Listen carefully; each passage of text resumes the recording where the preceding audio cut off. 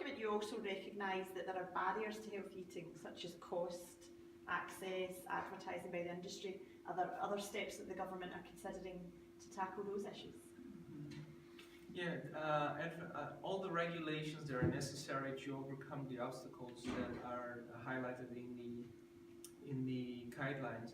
I think price control, the Brazilian government is studying the possibilities and studying all and gathering all the evidence that is necessary to propose such tax. Because when you go to negotiate with the finances, you already have to know what is the size that will work and what is the fiscal framework that you could be using to increase the final price to consumers. So this is underway. The other thing is there's several bills of law in the Congress to restrict the sales of, for instance, carbonated sugary drinks in schools.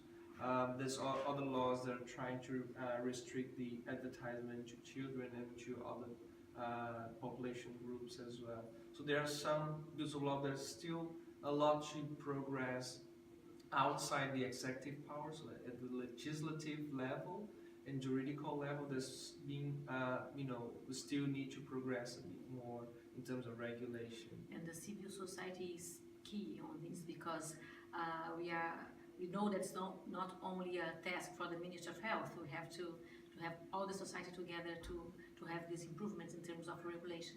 This is very hard in Brazil, but we think we will succeed, I hope. And one of the things that I think why we don't get very strong regulations for the whole market, what we try to do for some years now in Brazil is to at least strengthen our institutional market. Brazil has a huge institutional market. If you think of the public schools, if you think of the vulnerable populations that the government also have to provide food for them in emergency situations, or for instance, prisons, there's other hospitals, there's a lot of public or facilities that needs to receive food that will be provided by the government.